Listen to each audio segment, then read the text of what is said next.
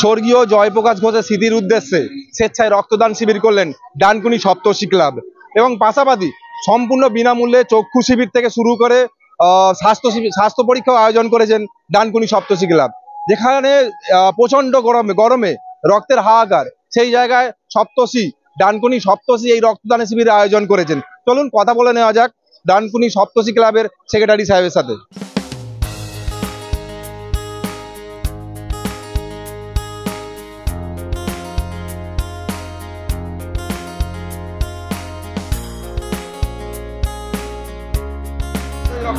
আমাদের এই রক্তদান শিবির 15 বছর ধরে চলছে। আমরা আগে ডিসেম্বর জানুয়ারিতে করতাম, কিন্তু দেখা গেছে ডিসেম্বর জানুয়ারি মাসে এত ব্লাড ডোনেশন ক্যাম্প হয় যাতে হয়তো রক্ত সেই সময় অত প্রয়োজন হয় না, কিন্তু গরমকালে খুবই প্রয়োজন হয় এই রক্তের। সেই জন্য আমরা ওটা শিফটিং করে আমরা এই এপ্রিল মাসে করি। এপ্রিল মাসে করার আরেকটা কারণ আছে, আমাদের এই ব্লাড ডোনেশন ক্যাম্পটা যিনি শুরু করেছিলেন এবং ক্লাবের প্রতিষ্ঠাতাদের মধ্যে একজন জয়প্রকাশ ঘোষ, তিনি এই এপ্রিল মাসের 23শে এপ্রিল মারা যান। তাই এই 23শে এপ্রিলে আগের রবিবার অথবা পরের রবিবার আমরা এই ক্যাম্পটা করি। এই ক্যাম্পটার সাথে শুধুমাত্র ব্লাড ডোনেশন ক্যাম্প না, এর সাথে আমরা সম্পূর্ণ বিনামূল্যে স্বাস্থ্য পরীক্ষা এবং চক্ষু পরীক্ষার ব্যবস্থা করেছি। এই ব্লাড ডোনেশন ক্যাম্পটা আয়োজন যে করেছি তার ওরা তত্ত্বাবধানে আছে লায়ন্স ব্লাড ব্যাংক আছে, এবং স্বাস্থ্য শিবির ওটা দি সান হসপিটাল, কলকাতার দি সান হসপিটাল এবং দৃষ্টিদীপ আই ইনস্টিটিউটের পক্ষ থেকে আমরা চক্ষু পরীক্ষা শিবিরের আয়োজন করেছি। এখনো পর্যন্ত মোটামুটি 15 জনের মতো দিয়েছে। আমরা আশা করছি মোটামুটি এটা 50-55 যাবে। আগের বছরও আমরা দেখেছি মোটামুটি এই গরমেও কিন্তু আমাদের এই রক্তদান শিবিরে ভালো সাড়া আছে, 50-55 জন মোটামুটি আমরা আশা করছি। আমার নাম সুবীর ঘোষ, সম্পাদক। এখনো পর্যন্ত 26 জন রক্তদান করেছে এবং আশা করছি আর আধ ঘন্টার মধ্যে অলরেডি 9 জন এনলিস্টেড হয়ে আছে। আমাদের টার্গেট হচ্ছে 60 জন। আমাদের রক্তদান শিবির এই জয়প্রকাশ ঘোষের স্মৃতির উদ্দেশ্যে এটা বিগত 8-9 বছর, তার আগে জয়প্রকাশ ঘোষ বেঁচে থাকতেও আমরা বরাবর প্রায় 25 থেকে 30 বছর রক্তদান শিবির অর্গানাইজ করছি। প্রত্যেক বছরই আমরা আমাদের লক্ষ্যমাত্রা পূরণ করে ফেলতে পারি।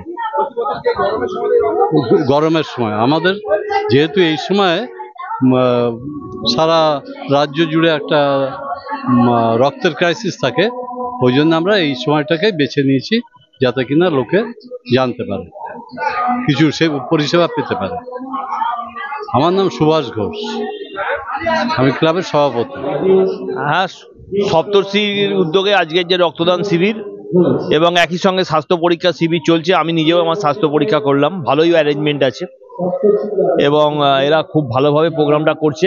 আমি এই প্রোগ্রামের আগামী দিনে এরা আরো ভালোভাবে করবে এই সাফল্য কামনা করছি।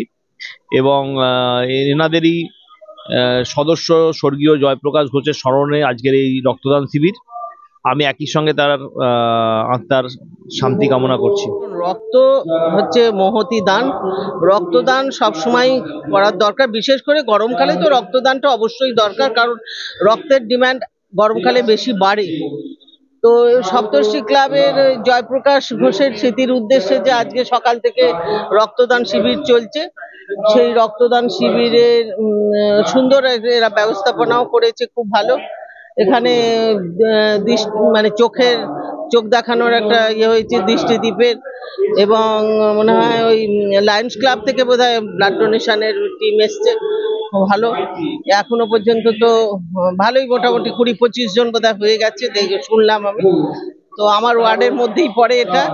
হ্যাঁ, তো সেই হিসেবে ভালো। রক্তদান তো অবশ্যই এরা করেও। রক্তদান তো প্রতি শীতকালে বেশি হয়, গরমকালটা একটু কমই হয়।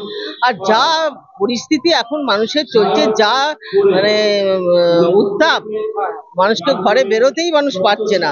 সকলকেই বলা হচ্ছে সাবধানে থাকুন, সাবধানে থাকুন। তার মধ্যেও যে এনারা একটা উদ্যোগ নিয়ে এই কাজটা করছেন, সাধুবাদ জানাই। আমি ওনাদেরও সাথে বলেছি আপনাদের সাথে আমি আছি, নিশ্চয়ই সহযোগিতা করব। আগামী দিনেও আমি থাকবো আপনাদের সাথে। এরা বিভিন্ন প্রোগ্রামের মধ্য দিয়ে সপ্তর্ষি ক্লাব চলছে ভালো, এদের উদ্যোগ ভালো। ভালো খারাপ তো পরের কথা, আমার রক্তে যদি কোনো মানুষের প্রাণ বাঁচাতে পারি সেটা হচ্ছে খুব গর্বের আমাদের কাছে।